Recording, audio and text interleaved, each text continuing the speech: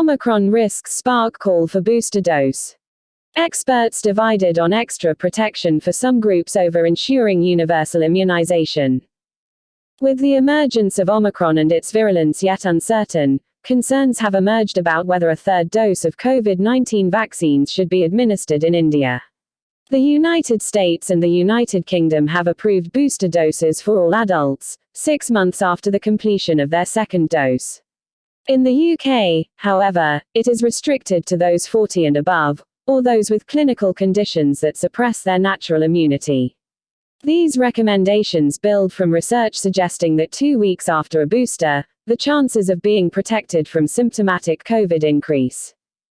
A study in Israel also suggests that immunity against infection dips noticeably in the 6 months after 2 doses of the Pfizer BioNTech vaccine.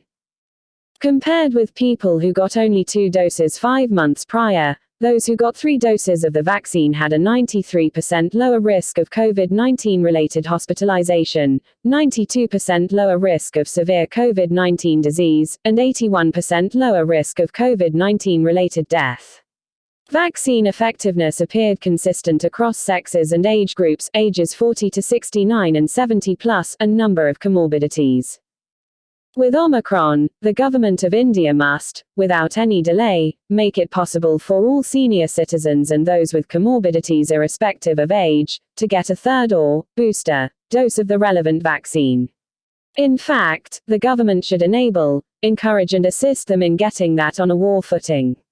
Not doing that would be a policy folly of the first magnitude, Gopalkrishna Gandhi, 76, former governor of West Bengal, told The Hindu.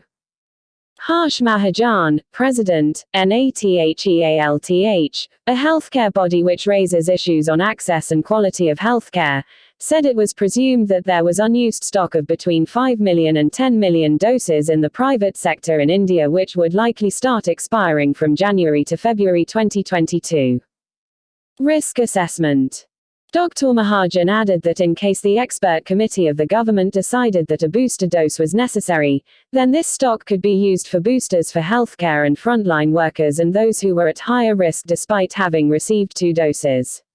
The objective should be to minimize wastage of this precious resource, he told The Hindu previously. However, not everyone is convinced that booster doses are necessary for India. Public health expert and epidemiologist Chandrakant Laharia said the real risk of approving booster doses in India now would mean that it would divert attention away from the more important goal of ensuring as many Indians were inoculated by the year end. He said all the studies on booster doses so far were specific to mRNA vaccines. Since none of these are being administered in India, it would be prudent to conduct those studies, arrive at a reasonable lower bound of vaccine efficacy beyond which a third dose would be necessary, if at all, and then proceed, Dr. Laharia said. At this stage, when only 30% of Indians are fully inoculated and half of those above 45 still weren't vaccinated, it's unreasonable to demand a third dose for otherwise healthy senior citizens, he told The Hindu. All evidence shows the vaccines are extremely effective against severe disease and hospitalization. Transmission can only be addressed by COVID-appropriate behavior, he said.